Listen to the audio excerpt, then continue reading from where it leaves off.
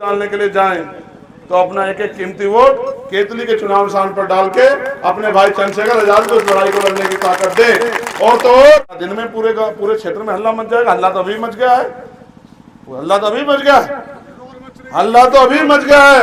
हर एक आदमी इस बात की चर्चा कर रहा है कि इस बार तो सारे मिलकर रोक ले चंद्रशेखर आजाद को। बगैर चंद्रशेखर आजाद रुकने वाला नहीं है।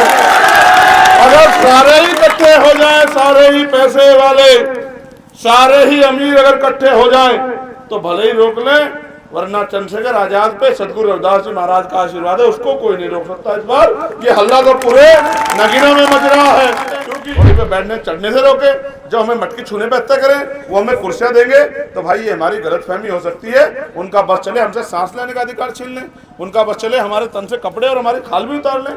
तो आपको भी तय करना है कि इस देश में गुलामी का जीवन जीना है या गुलामी की बेड़ियां काट के सुख शांति का जीवन जीना है। अगर आप ठान लोगे तो वो दिन दूर नहीं, 2 महीने की बात है कि एक ऐसा सूरज निकलेगा नगीना से जो पूरी दुनिया में दिखाई देगा। आज में हिस्सेदार बन सकते हैं। हम भी अगर चाहें तो अपने बीच के लोगों को ताकतवर बना के अपनी आवाज उठाने की जिम्मेदारी दे सकते हैं। हम भी अगर चाहें तो गरीबों, बेसहारा, किसानों, मजदूरों की जिंदगी में उजाला ला सकते हैं। आज हालात ये है कि आमदनी तो नहीं बढ़ रही है, लेकिन महंगाई लगातार बढ़ रही है। 350 रुपए का सिलेंडर 1150 रुपए का मिल रहा है। 40-42 रुपए का मिलने वाला पेट्रोल 96-98 रुपए का मिल रहा है। जो सामान 20 रुपए का आता था दवाई, वो 100 रुपए की हो गई।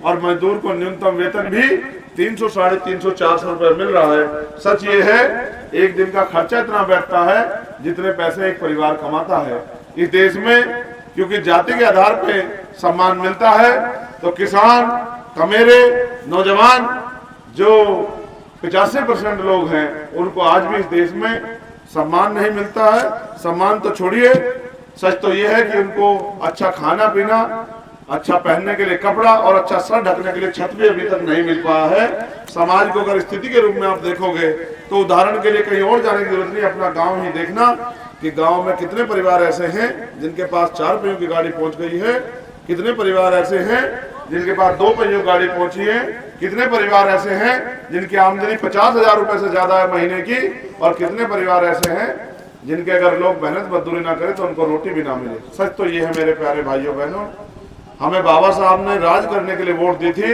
लेकिन इस वोट से भी हम राज नहीं लेके आ पाए।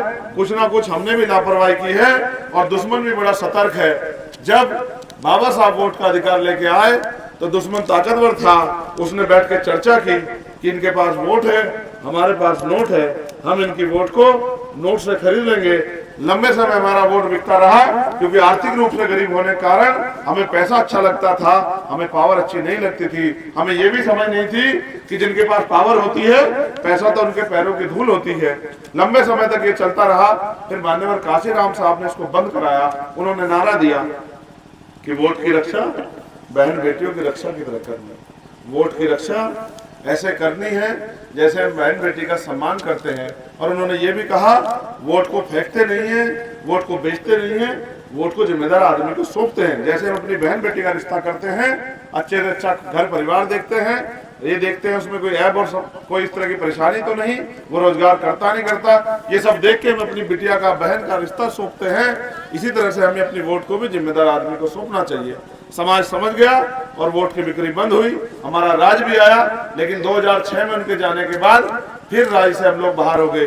जो कौम समझदार कौम होती है वो ज्यादा दिन राज से वंचित नहीं रहती, क्योंकि लोकतंत्र में जिनके पास राज होता है उन्हीं के पास अधिकार होते हैं, उन्हीं का सम्मान होता है, उन्हीं के बच्चे नौकरी करते हैं, उन्हीं के बच्चों को रोजगार मिलता है, उन्हीं को लोन मिलता है, उन्हीं के अच्छे मकान बनते हैं, उनकी माओ बहनों का सम्मान होता है, उन्हीं के घर में अच्छा खाना पीना और सुख सुविधाएं आती हैं। आज जब मैंने आपसे कहा कि मेरे प्यारे भाइयों यहाँ बैठ जाओ, तो आपको शायद ये लगा हो कि जमीन पे बैठ कर क्या करेंगे, लेकिन सच तो ये है कि इस जमीन पे बैठने का अधिकार भी हमें नहीं था। इस जमीन पे बैठने का अधिकार भी हमें दिया तो बाबा साहब अम्बेडकर ने दिया, अपने 4 बच्चों की कुर्बानी करके दिया, अपने खून पसीने की मेहनत से दिया। आज उनकी औलादों को, जिनको इस देश में राज करना था, किसान कमेरों को, जिनको कुर्सी पे बैठना था, आज भी इस देश में मजबूर मजलूम होकर वो अपना जीवन जी रहे हैं। जब मैं इनको देखता हूँ तो मेरे दिल में बड़ी तड़प उठती है कि भाई अब तो 75 साल बाद हमारे हालात बदलने चाहिए थे। सच तो ये है अभी भी बहुत सारे मकानों पर प्लास्टर नहीं हुआ होगा। अभी भी सच ये है बहुत सारे लोग ऐसे होंगे जिनके घर परिवार के लोगों ने कभी अच्छी सी ट्रेन में सफर भी नहीं किया होगा, कभी प्लेन भी नहीं देखा होगा। सच तो ये है कि मनरेगा में भी 100 दिन काम ना मिलके 20-20, 30-30 दिन काम मिल रहा है और उसका पैसा भी नहीं मिल रहा है। सच तो ये है कि आदमी 365 दिन खर्च उठाता है घर चलाने में, लेकिन मेहनत मजदूरों को नहीं मिल रही है। जब इस देश में एक कर्मचारी को 1200 रुपए वेतन मिल सकता है तो एक मजदूर को भी 1000-1200 रुपए वेतन मिल सकता है। ये तय करना सरकार का काम है कि न्यूनतम वेतन होना चाहिए और न्यूनतम वेतन इस खर्चे पर डिपेंड होना चाहिए कि एक परिवार का दिन भर का जो खर्चा है उस परिवार के कमाने वाले का वेतन उससे ज्यादा होना चाहिए। लेकिन क्या करें, अब सरकार जिनकी है वो पैसे वालों की सरकार है, उनके लिए गरीबों का कोई मोल ही नहीं है। अब आप महसूस करो, यहाँ विधवा पेंशन मिलती है, यहाँ वृद्धा पेंशन मिलती है, यहाँ विकलांग पेंशन मिलती है, लेकिन मिलती उनको है जिनके लोग कुर्सी पे बैठे होते हैं। हमारे यहाँ तो बहुत सारे ऐसे लोग महिलाएं होंगी जिनको वृद्धा पेंशन का लाभ भी नहीं मिल रहा होगा, जिनको विधवा पेंशन का लाभ भी नहीं मिल रहा होगा, जिनको विकलांग पेंशन का लाभ भी नहीं मिल रहा होगा। और पेंशन क्या मिलती है? 500 रुपए महीना। अब आप महसूस करके देखो, सर्दी आने पे 500 रुपए का आज के समय महंगाई में 100 आता है, तो एक 500 रुपए से क्या घर का रोजगार चल सकता है? जब आप कर्मचारियों को बराबर की पेंशन देते हो तो महिलाओं को भी, बुजुर्गों को भी कम से कम 5000 रुपए महीना की पेंशन मिलनी चाहिए। जो पढ़े लिखे नौजवान बेरोजगार घूम रहे हैं उनको कम से कम रोजगार भत्ता मिलना चाहिए। जब तक उनको नौकरी ना मिले तब तक उनकी देखरेख होनी चाहिए। उनके लिए पढ़ाई इतनी आसान कम खर्चे पे होनी चाहिए कि एक गरीब आदमी को अपना मकान ना बेचना पड़े, अपना घर ना बेचना पड़े, अपनी जमीन ना बेचनी पड़े, कर्ज ना लेना पड़े साहूकार से, उनका बेटा भी पढ़ लिख के आगे बढ़ जाए। क्योंकि बिना पढ़ाई लिखाई के हम लोग कोई तरक्की नहीं कर सकते। उसके साथ साथ आप महसूस करो, अमीरों के लिए बड़े बड़े हॉस्पिटल खुल गए हैं जिनमें गरीब लोग घुस भी नहीं सकते, और अमीरों के लिए बड़े बड़े स्कूल खुल गए हैं जहाँ अंग्रेजी में पढ़ाई होती है, वहाँ गरीबों के बच्चे घुस भी नहीं सकते। आने वाला कल ऐसा होगा, ना स्कूल बचेगा, ना कॉलेज बनेगा, ना हॉस्पिटल बचेगा। हम लोग इस देश में ताकतवर लोगों के गुलाम हो जाएंगे, क्योंकि हम इससे मुक्ति का कोई रास्ता नहीं ढूंढ रहे। अभी जब मैं वहां था तो जिन भाइयों ने गले में ढोल डाल रखा था, इनका एक छोटा सा बच्चा भी ढोल बजा रहा था। मुझसे देखा नहीं गया, मैंने उसको रुकवा दिया कि तू भी तो हमारा खून है। तेरे गले में ढोल देख के मेरी आत्मा को भी तकलीफ हो रही है कि मेरे भाई, तेरे नसीब में तो बाबा साहब अम्बेडकर पढ़ाई के जरिए डॉक्टर, इंजीनियर, IAS, IPS बनने की काबिलियत पैदा करके गए थे। तेरे गले में अगर ढोल है तो ये मेरी कमी है, क्योंकि मैं इतना ताकतवर नहीं कि तेरे गले में से ढोल निकाल के तेरे हाथ में किताब देके तुझे पढ़ने का काम दे सकूं, तुझे पढ़ने की ताकत दे सकूं। तो मैं अपने अंदर कमी महसूस करता हूँ, आपके अंदर कमी नहीं महसूस करता। मैं किसी नेता को भी बुरा नहीं कहता, मैं ये मानता हूँ जो समाज समझदार होता है वो वक्त के साथ बदलता रहता है, क्योंकि परिवर्तन प्रकृति का नियम है। जिस पेड़ को हम लगाते हैं और जब वो पेड़ ताकतवर हो जाता है वो हमें फल और छांव देता है, लेकिन जब वो सूख जाता है तो उसका कोई रास्ता ऐसा नहीं बचता कि वो दोबारा फल देने लग जाए, दोबारा छांव देने लग जाए। समाज को तत्काल एक और पेड़ लगाने देना चाहिए। हो सकता है 5-4 साल में आपका दूसरा पेड़ ताकतवर हो जाए, आपको फल भी दे, आपको छांव भी दे, आपके लिए हक अधिकार की लड़ाई भी लड़े, आपका संरक्षण भी करे। जिन नेताओं ने आपसे दूरी बना ली, जिनको आपने वोट दिया, 5 साल आकर उन्होंने आपकी तरफ भी नहीं देखा, आपको भी ये सोचना चाहिए कि आपकी लड़ाई असल में इस समय में कौन लड़ सकता है। तो मैं तो लड़ ही रहा हूं। मैं आज इस बहाने आपके गांव में भी आ गया। सच ये भी है कि मेरा गला भी पड़ गया बोलते बोलते, क्योंकि समाज का ये लोकसभा क्षेत्र बहुत बड़ा है, 1853 बूथ है, और हर व्यक्ति चाहता है कि भाई कम से कम मेरे गांव में तो आके 2 बात रखे। भाई मैं 2 बात रख के क्या कर लूंगा, मेरा काम तो आपको समझाना है, तो मैं तो समझा के तैयार कर रहा हूँ कि इस देश में एक व्यक्ति का हाथ ऐसे है उसको मांगने वाला कहते हैं, और एक आदमी का हाथ ऐसे है उसको देने वाला कहते हैं। जिसका हाथ ऐसे है उसको भिखारी कहते हैं, और जिसका हाथ ऐसे है उसको दाता कहते हैं। बाबा साहब तो हमारा हाथ ऐसे करके गए थे, हमारा हाथ ऐसे ही रहा। कब तक हम इस देश में मांगने वाले बने रहेंगे? कब तक हम इस देश में टुकड़ों में पलते रहेंगे? इस देश में हम भी राजकाज लेके देने वाले बन सकते हैं। आप अपने घरों में जाके देखो, मैं तो गरीब परिवार से आया हूँ। मेरे पिताजी प्राइमरी स्कूल के मास्टर थे, बाद में हेडमास्टर रिटायर हुए। आप ये जानते हैं हेडमास्टर को कितनी तनख्वाह मिलती होगी? 2004 में वो रिटायर हो गए। मैंने तो अपने जीवन में यही सीखा कि अपने लिए तो हर कोई जी सकता है, अपने लिए तो कुत्ता बिल्ली भी जी सकते हैं, जो समाज के लिए जिए उसी को लोग याद रखते हैं। मौत तो एक दिन आनी है, तो मौत की चिंता नहीं कर सकते हैं।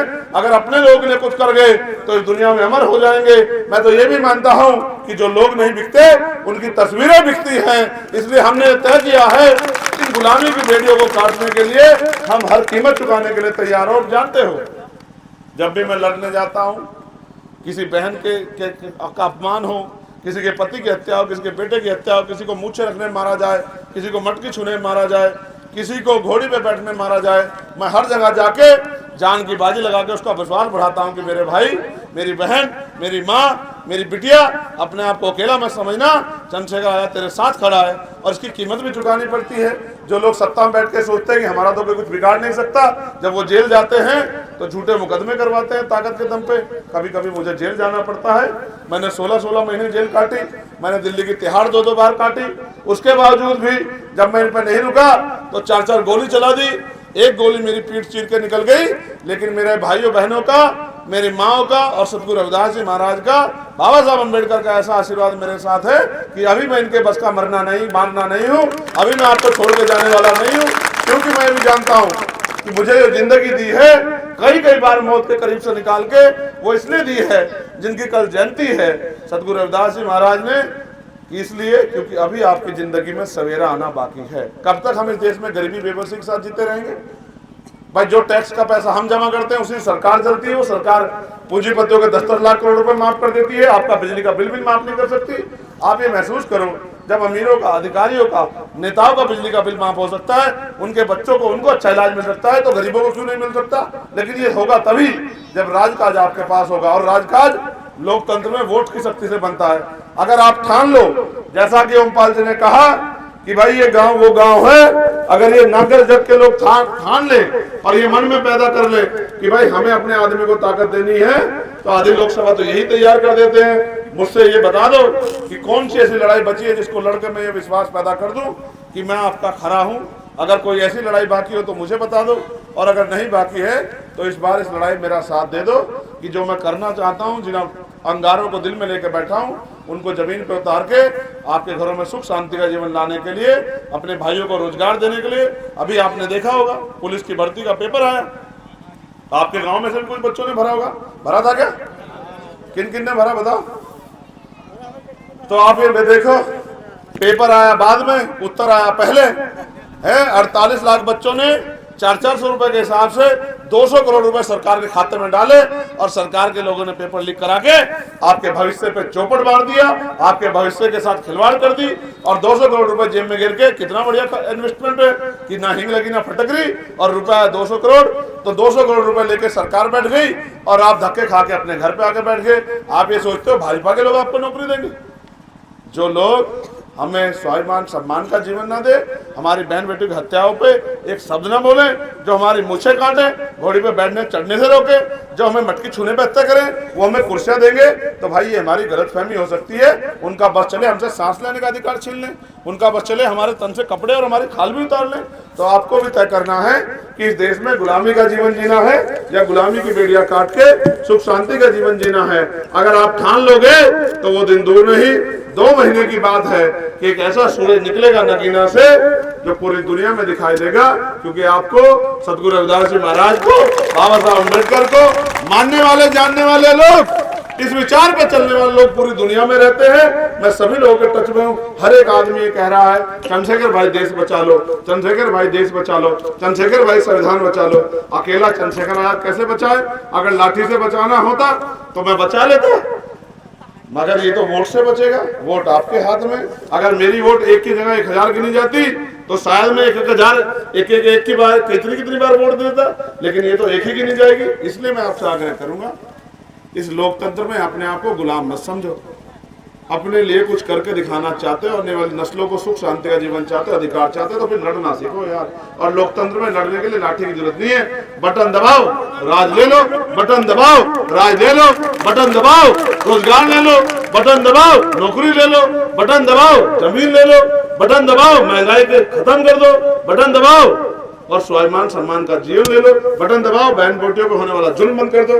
तो मैं धन्यवाद दूंगा जसवीर सिंह जी का, सूरज सिंह जी का, अमित कुमार जी का, राजेंद्र कुमार जी का, सौरभ कुमार जी का, रोहित कुमार जी का, अंकित कुमार जी का, अवधेश कुमार जी का, राजीव कुमार जी का, नूतन कुमार जी का, संजू कुमार जी का, अंकुश कुमार जी का, राज कुमार जी का, योगेंद्र कुमार जी का, अमित कुमार हमारे विधानसभा अध्यक्ष जी, अर्जुन सिंह जी, गंगाराम सागर जी, देवा सिंह जी, नरदेव, विश्वकर्मा शर्मा जी, डॉक्टर वीरेंद्र जी, जितेंद्र कुमार जी, हरपाल सिंह जी, रजत कुमार जी, अरुण राज करते थे। और जब लोकतंत्र आया, संविधान आया, तो पाल का, प्रजापति का, कश्यप का, विश्वकर्मा का, सैन का, सैनी का, मौर्य का, जाट का, गुजर का, पाल का, चमार का, वाल्मीकि का, धोबी का, कोरी का, खटीक का, हर आदमी को कुर्सी पे बैठने का अधिकार मिला। आप ये मत सोचो आप सिर्फ अपने लड़ रहे हो, इस देश में आपने पहले भी बलिदान दिया है। देश को बचाने के लिए आपके कंधों पे हर व्यक्ति को बचाने की जिम्मेदारी है, क्योंकि ये संविधान सभी को सुरक्षित करता है।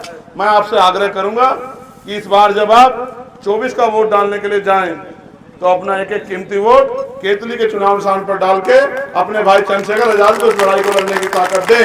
और तो और मैं ये भी कहूंगा, आपके पास ये तकनीकी युग है, आपके पास मोबाइल फोन है, एक फोन उठाओ, हर आदमी की आपके क्षेत्र में 20-25 रिश्तेदारी है, उनसे फोन करके कहो कि भाई बहुत हो गया, बहुत हो गया, अब नहीं सहेंगे, अब नहीं सहेंगे, अपना हक लेकर रहेंगे। इस बार भाई चंद्रशेखर आजाद की ताकत बनानी है, अपनी ताकत बनानी है, युवाओं के हाथ में ताकत देनी है। तो इस बार हमारे साथ खड़े हो जाओ और आगे बढ़ो। एक वो दिन दूर नहीं, 15 दिन में पूरे क्षेत्र में हल्ला मच जाएगा। हल्ला तो अभी मच गया है, हल्ला तो अभी मच गया है, हल्ला तो अभी मच गया है। हर एक आदमी इस बात की चर्चा कर रहा है कि इस बार तो सारे मिलकर रोक ले, तो रोक ले चंद्रशेखर आजाद को, बगैर चंद्रशेखर आजाद रुकने वाला नहीं है। अगर सारे ही इकट्ठे हो जाएं, सारे ही पैसे वाले, सारे ही अमीर अगर इकट्ठे हो जाएं, तो भले ही रोक ले, वरना चंद्रशेखर आजाद पे सदगुरु रविदास जी महाराज का आशीर्वाद है, उसको कोई नहीं रोक सकता। इस बार ये हल्ला तो पूरे नगीना में मच रहा है, क्योंकि सारे अमीर अजमा के देख लिए, अमीरों ने तो पलट के देखा भी नहीं। अब ये गरीब का बेटा, किसान का बेटा, प्राइमरी स्कूल के हेडमास्टर का बेटा, आपका अपना खून आपके सपनों को पूरा करने के लिए लड़ रहा है। इसलिए मैं आपसे आग्रह करूंगा कि एक चीज तो आपने देख ली, दूसरी चीज बाकी है, जोर से एक बार देख लो, क्या है हमारा चुनाव निशान बताओ। देखो एक बात याद रखना, ये दुश्मन आपको शराब तो दे देंगे, पैसे तो दे देंगे, लेकिन सम्मान सम्मान का जीवन नहीं देंगे।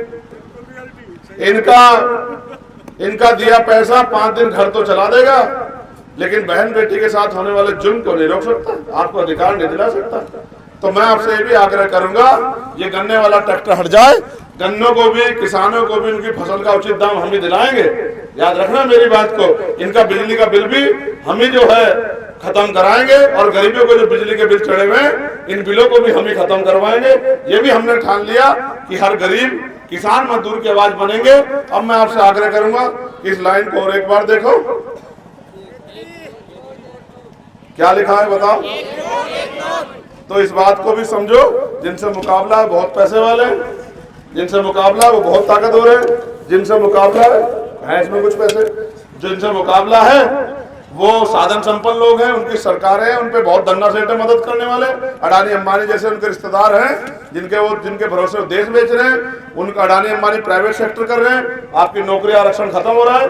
उनको मुंह तोड़ जवाब देने के लिए चाहे आप अपनी मेहनत कमाई का 1 रुपए की मदद करें, लेकिन इस केतली में मदद जरूर करें, क्योंकि ये मेरी अकेले की लड़ाई नहीं है, और उनसे मैं अकेला नहीं लड़ सकता। मैं किसी धन्ना सेठ का बेटा तो हूं नहीं, मैं किसी पूंजीपति का बेटा तो हूं नहीं। अगर पूंजीपति का बेटा होता तो इस काम को नहीं कर रहा था। मैं तो आपका अपना खून हूं। तो आपसे आग्रह करूंगा, खोल देना मैं ढक्कन, कि चाहे आप 1 रुपए की मदद करें, लेकिन अपनी मेहनत की कमाई से इस लड़ाई को मजबूत करें, क्योंकि ये लड़ाई हम सब की लड़ाई है, और हम इस देश में गुलामी का जीवन जिएंगे नहीं, हमने तय कर लिया, और आप भी तय कर लो कि गुलामी की बेड़ियां काटनी है। बहुत बहुत धन्यवाद। जय भीम, जय भारत, जय संविधान, और आप सबके लिए मंगल कामनाएं। और एक आखिरी बात कहूंगा, जब आप इसमें पैसे डाल देंगे, फिर आपको एक और आखिरी बात कह के इस प्रोग्राम को खत्म करने का प्रयास करेंगे। चलो आगे बढ़ के चलते रहो, चलते रहो। फिर एक और हिलना भाई, वापस जाके बैठ जाना, क्योंकि सबसे जरूरी बात अभी बाकी है।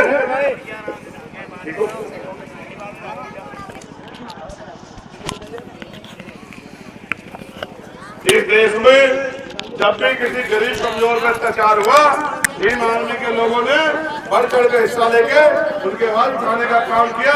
आज इसी वजह से हर जाति धर्म के लोगों में भीम आर्मी का सम्मान है, भीम आर्मी का प्यार है, भीम आर्मी में विश्वास है। और मैं आपसे अभी जो कहने वाला हूँ ये बहुत जरूरी है, और ये काम खत्म हो जाए फिर मैं उस बात को कहूंगा और नौजवानों से कहूंगा कि वो मेरी बात पर ध्यान देते हुए अपनी जगह पर बैठ जाए, क्योंकि अभी लड़ाई अधूरी है। जल्दी से बैठ जाओ भाई, बैठ जाओ, जल्दी बैठो। ये जो नौजवान है जल्दी बैठो भाई, बहुत तेज से बैठो, अपने भाई का हौसला बढ़ाया करते। एक बात पे खड़े होकर आर्मी होती है जो आदेश दे दिया बस एकदम से पत्थर की लकीर हो जाए, वही होती है आर्मी। बाकी आर्मी नहीं होती हो कुछ भी। भाई बैठो बच्चों, यही से बैठो, जल्दी बैठो। ये आखिरी बात बहुत जरूरी है, इसको सुने बिना भला नहीं होगा। सतगुरु रविदास जी महाराज ने कहा, ऐसा चाहूं राज में जहां मिले सवर्ण वन और छोटे बड़े सब संबसे, रविदास रहे प्रसन्न। कल को आप जयंती मनाने जा रहे हो तो इस बात को भी याद कर लेना कि आपके गुरुजी ने 600 साल पहले कहा था कि तब तक इस देश में तो साथियों, जैसा कि आपको पता है, बी मिशन टीवी हमेशा ग्राउंड जीरो की रिपोर्ट आपके बीच रखता है। अगर आपको हमारा काम पसंद आता है तो बी मिशन टीवी को आर्थिक मदद करें, जिससे कि हम यूं ही निरंतर ग्राउंड लेवल पर काम करते रहें।